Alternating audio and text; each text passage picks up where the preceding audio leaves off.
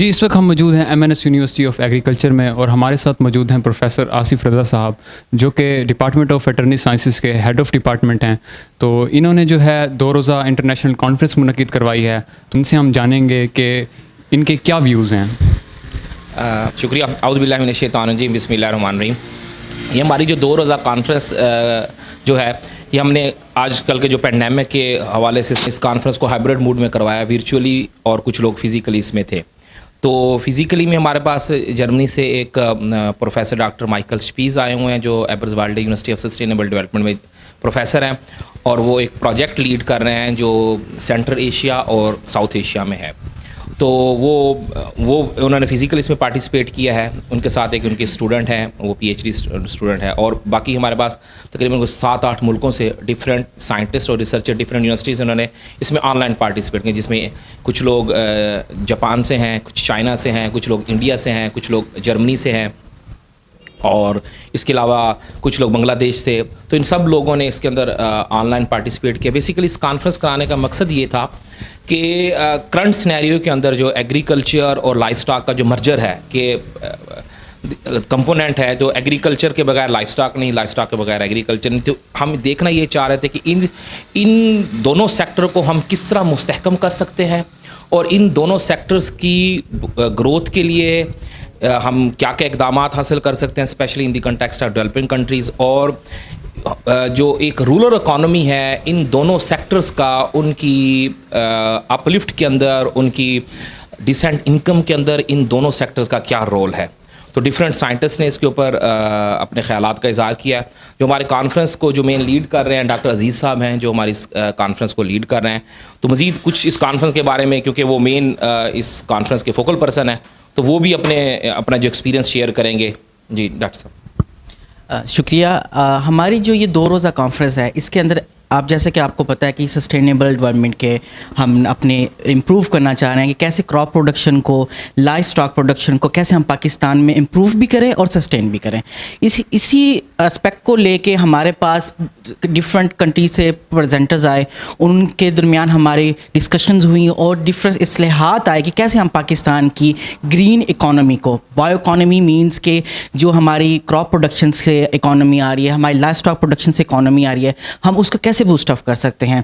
Boost up करने के साथ साथ हम उसको कैसे परसिस्ट कर सकते हैं और कैसे सस्टेन कर सकते हैं for the contents of improving our economy in the context of our Pakistan improvement.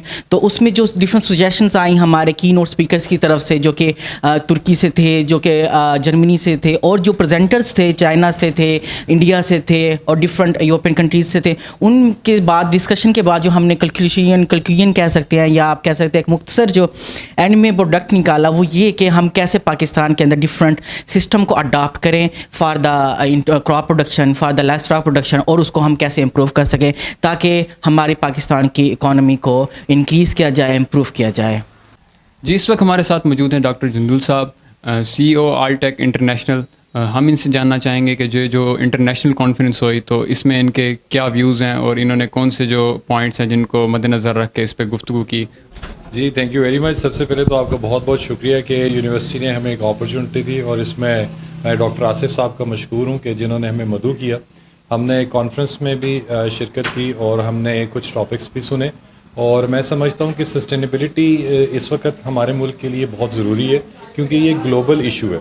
और जब हम लाइफ स्टॉक की बात करते हैं तो of course animal based proteins जो हैं उनका ओरिजिन हमारा मोस्टली लाइफ स्टॉक से है, तो उनके लिए सस्टेनेबल होना बहुत ज़रूरी है। सस्टेनेबिलिटी की आगे से 2 वर्जन्स हैं, एक वर्जन आपका फूड सिक्योरिटी है और दूसरा आपका क्लाइमेट चेंज पे है। और जब हम इस पूरी सप्लाई चेन पे काम करेंगे तो हम जो है वो लाइफ स्टॉक को ऑप्टिमाइज़ या एफिशिएंट कर सकते हैं। उसके साथ ही साथ आज हमने ऑलमोस्ट यूनिवर्सिटी के तमाम एरियाज़ विज़िट किए, जिसके अंदर जो इनकी एग्जिस्टिंग फैसिलिटीज़ हैं और आने वाली जो चीज़ें हैं उनके ऊपर भी डिस्कशन हुई। तमाम जो फैकल्टी मेंबर्स थे वेटरनरी साइंसेस के, उन टीचर्स के साथ हमारी मुलाकात हुई। तो हमने कुछ ऐसा लाएमल बनाया है जो कि आने वाले सालों में स्टूडेंट्स के लिए, प्रोफेशनल्स के लिए बहुत मुफीद होगा, जिसमें हम एक्वा के अंदर, पोल्ट्री के अंदर, डेयरी के अंदर काम करने जा रहे हैं। और ये वो तमाम ऐसे काम हैं जो कि मार्केट लेड काम है।